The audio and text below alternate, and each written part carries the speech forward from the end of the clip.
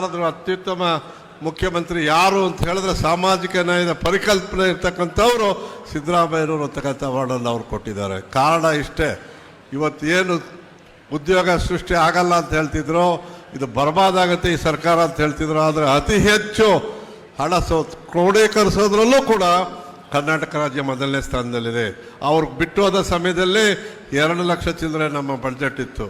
ಇವತ್ತು ನಮ್ಮ ಬಡ್ಜೆಟ್ಟು 4,09,000 ಕೋಟಿ ಮಾಡೋದರ ಪ್ರಯತ್ನ ಕೂಡ ಸಿದ್ದರಾಮಯ್ಯನವರು. ಅದ್ರ ಜೊತೆಗೆ ಇದರಲ್ಲೇ ಕೂಡ ಅನುದಾನದಲ್ಲಿ ಇವತ್ತು ನಮಗೆ 52,000 ಕೋಟಿಗಳನ್ನು ಹಂಚುವ ಮೂಲಕ ಇಲ್ಲಿವರೆಗೂ ಸುಮಾರು 98,700 ಕೋಟಿ ರೂಪಾಯಿಗಳು ನೇರವಾಗಿ ಜನರ ಬಾಗಿಲಿಗೆ ತಲುಪಿದೆ. ಹಿಂದೆ ಭಾಗ್ಯಗಳ ರಾಜ ಆದರೂ ಇವತ್ತು ಅನ್ನರಾಮಯ್ಯ, ಯಾರು ಹಸುವಿನಿಂದ ಬಳಲಬಾರದು ಅನ್ನೋ ದೃಷ್ಟಿಯಿಂದ ಅನ್ನರಾಮಯ್ಯ ಅಂತಕ್ಕಂಥ ಹೆಸರನ್ನು ಪಡೆದವರು. ಯಾರು ಹಿಂದೆ ನಮ್ಮ ಕಡೆ ನೀವು ಜೋಳ ತಿಂತೀರಾ, ನಾವು ರಾಗಿ ಊಟ ಮಾಡೋರು, ಹೊಟ್ಟೆ ತುಂಬ ಇಟ್ಟು ಬಾಯಿ ತುಂಬ ಅನ್ನ ಅಂತಿದ್ರು. ನಮ್ಮ ಕಡೆ ಹಬ್ಬದ ಹರಿದಿನಗಳಲ್ಲಿ ಮಾತ್ರ ನಾವು ಅನ್ನ ಊಟ ಮಾಡ್ತಿದ್ವಿ. ಇವತ್ತು ಎಲ್ಲರ ಮನೆಯಲ್ಲೂ ಅನ್ನ ಊಟ ಮಾಡೋ ಸ್ಥಿತಿಯನ್ನು ನಿರ್ಮಾಣ ಮಾಡಿದ್ವಿ. ಯಾಕೆ ಅಂದರೆ ಹಸಿದವರಿಗೆ ಗೊತ್ತು ಬಡವರ ಒಂದು ಕಾಳಜಿ ಅಂತಕ್ಕಂಥ ಮಾತು. ಇನ್ನು ಹೆಚ್ಚಿಗೆ ನಾನು ಮಾತನಾಡದೆ, ಇವತ್ತೇನು ಈ ಒಂದು ರಾಕೇಶ್ ಸಿದ್ದರಾಮಯ್ಯನವರ ಹೆಸರಿನಲ್ಲಿ ಇಲ್ಲಾಗಿರೋಂಥ ಕೆಲಸಕ್ಕೆ ಸಹಾಯ ಮಾಡಿದಂಥ ಎಲ್ಲರಿಗೂ ಕೂಡ, ಯಾಕೆಂದರೆ ನಾನು ಹೆಬ್ರೂರು ಮತ್ತು ರೊಳ್ಳಿಯವರ ತಂಡದಲ್ಲಿ ನಾನು ಕೂಡ ಸಹಾಯ ಮಾಡಿದ್ದೆ, ಬಂದಿದ್ದೆ. ನಾನು ಎಲ್ಲ ಕಾರ್ಯಕ್ರಮಗಳಲ್ಲೂ ಭಾಗಿಯಾಗ್ತಾ ಇರ್ತೇನೆ.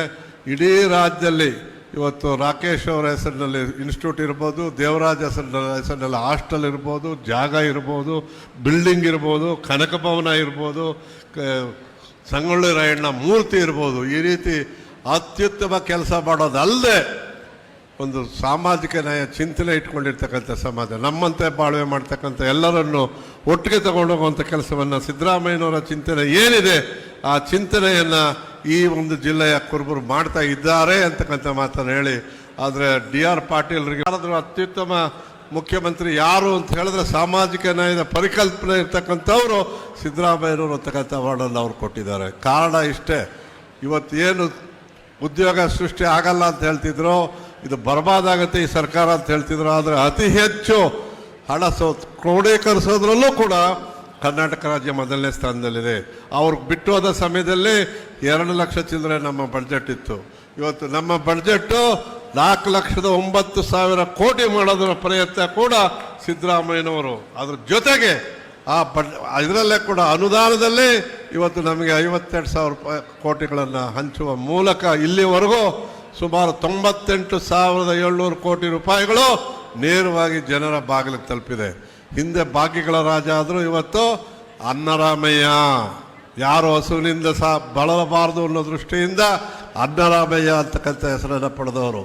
ಯಾರು ಹಿಂದೆ ನಮ್ಮ ಕಡೆ ನೀವು ಜೋಳ ತಿಂತೀರಾ, ನಾವು ರಾಗಿ ಊಟ ಮಾಡೋರು, ಹೊಟ್ಟೆ ತುಂಬ ಇಟ್ಟು ಬಾಯಿ ತುಂಬ ಅನ್ನ ಅಂತಿದ್ರು. ನಮ್ಮ ಕಡೆ ಹಬ್ಬದ ಹರಿದಿನಗಳಲ್ಲಿ ಮಾತ್ರ ನಾವು ಅನ್ನ ಊಟ ಮಾಡ್ತಿದ್ವಿ. ಇವತ್ತು ಎಲ್ಲರ ಮನೆಯಲ್ಲೂ ಅನ್ನ ಊಟ ಮಾಡೋ ಸ್ಥಿತಿಯನ್ನು ನಿರ್ಮಾಣ ಮಾಡಿದ್ವಿ. ಯಾಕೆ ಅಂದರೆ ಹಸಿದವರಿಗೆ ಗೊತ್ತು ಬಡವರ ಒಂದು ಕಾಳಜಿ ಅಂತಕ್ಕಂಥ ಮಾತು. ಇನ್ನು ಹೆಚ್ಚಿಗೆ ನಾನು ಮಾತನಾಡದೆ, ಇವತ್ತೇನು ಈ ಒಂದು ರಾಕೇಶ್ ಸಿದ್ದರಾಮಯ್ಯನವರ ಹೆಸರಿನಲ್ಲಿ ಇಲ್ಲಾಗಿರೋಂಥ ಕೆಲಸಕ್ಕೆ ಸಹಾಯ ಮಾಡಿದಂಥ ಎಲ್ಲರಿಗೂ ಕೂಡ, ಯಾಕೆಂದರೆ ನಾನು ಹೆಬ್ರೂರು ಮತ್ತು ರೊಳ್ಳಿಯವರ ತಂಡದಲ್ಲಿ ನಾನು ಕೂಡ ಸಹಾಯ ಮಾಡಿದ್ದೆ, ಬಂದಿದ್ದೆ.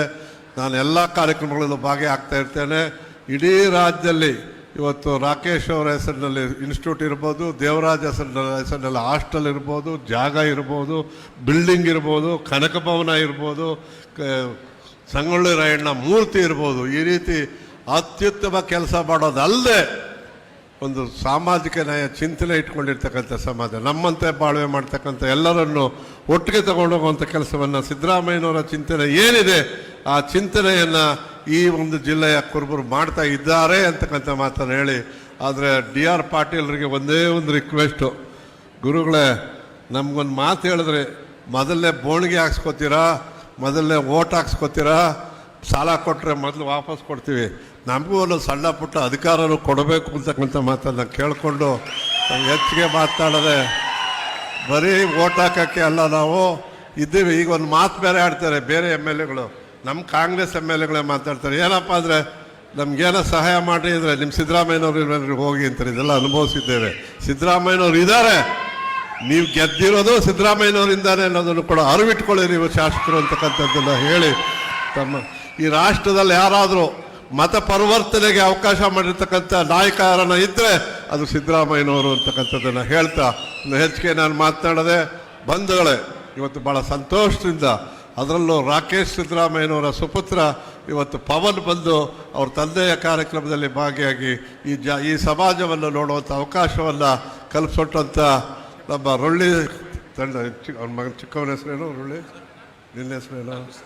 ಹಾಂ, ರಾಮಕೃಷ್ಣ ರೊಳ್ಳಿ ಭಾಳ ಆತ್ಮೀಯವಾಗಿದ್ದವರು. ಇವರೆಲ್ಲರಿಗೂ ನಾನು ಧನ್ಯವಾದ ಹೇಳಿ ನನ್ನ ಮಾತು ಮುಗಿಸ್ತೀನಿ. ನಮಸ್ಕಾರ.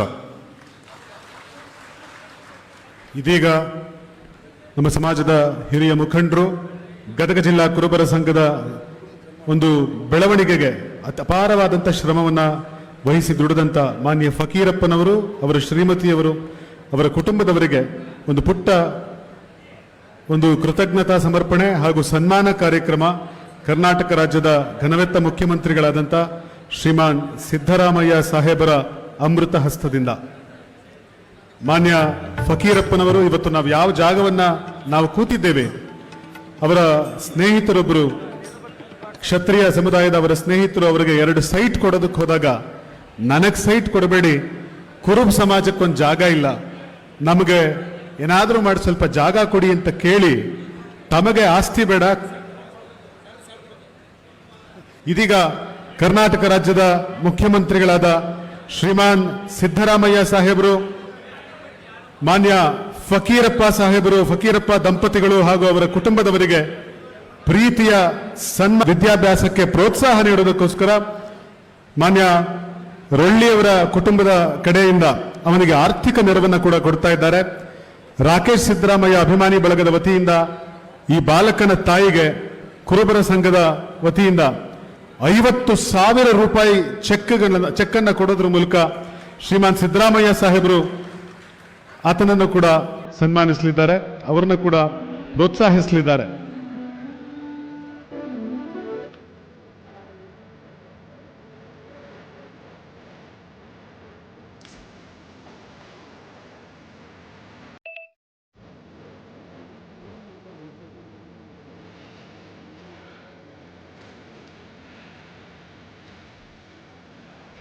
ಪವನ್ ಶರಣಬಸಪ್ಪ ಮೇಗೂರ ಇವರಿಗೆ 625ಕ್ಕೆ 624 ಅಂಕಗಳನ್ನು ಪಡೆದಿರುವಂತಹ ಈ ಹುಡುಗನ ತಾಯಿಗೆ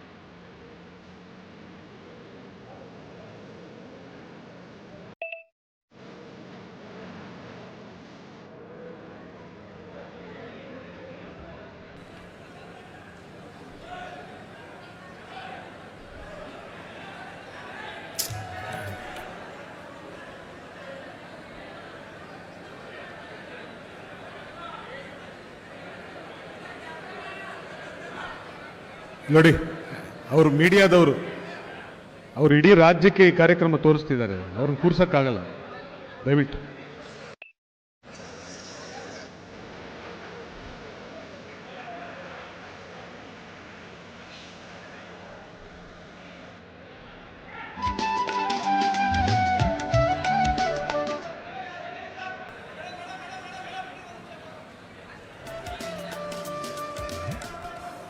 ಶ್ರೀ ರಾಕೇಶ್ ಸಿದ್ದರಾಮಯ್ಯ ಅಭಿಮಾನಿ ಬಳಗದಿಂದ ಪವನ್ ಶರಣಬಸಪ್ಪ ಮೇಗೂರ ಇವರ ತಾಯಿಯವರಿಗೆ 50,000 ರೂಪಾಯಿ ಚೆಕ್ಗಳನ್ನು ಕೊಡೋದ್ರ ಮೂಲಕ ಅವರ ಮಗನ ವಿದ್ಯಾಭ್ಯಾಸಕ್ಕೆ ಮಾನ್ಯ ಮುಖ್ಯಮಂತ್ರಿಗಳು ಪ್ರೋತ್ಸಾಹ ಹೇಳ್ತಾ ಇದ್ದಾರೆ. ನಾವೆಲ್ಲರೂ ಕೂಡ ಸ್ಮರಿಸಿಕೊಳ್ಬೇಕು. ಹಿಂದೆ ರಾಕೇಶ್ ಸಿದ್ದರಾಮಯ್ಯನವರು ಕೂಡ ಇಡೀ ಕರ್ನಾಟಕ SSLCಯಲ್ಲಿ 2ನೇ ರ್ಯಾಂಕ್ ಗಳಿಸಿದ್ರು.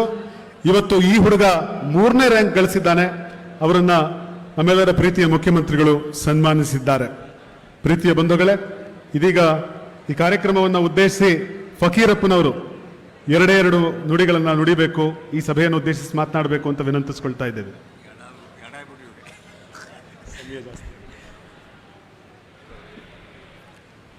ಇವತ್ತಿನ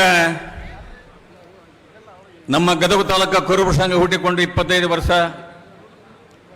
ಈ ಒಂದು ಕಾರ್ಯಕ್ರಮದ ಕಾರಣೀಭೂತರು ಕರ್ನಾಟಕ ರಾಜ್ಯದ.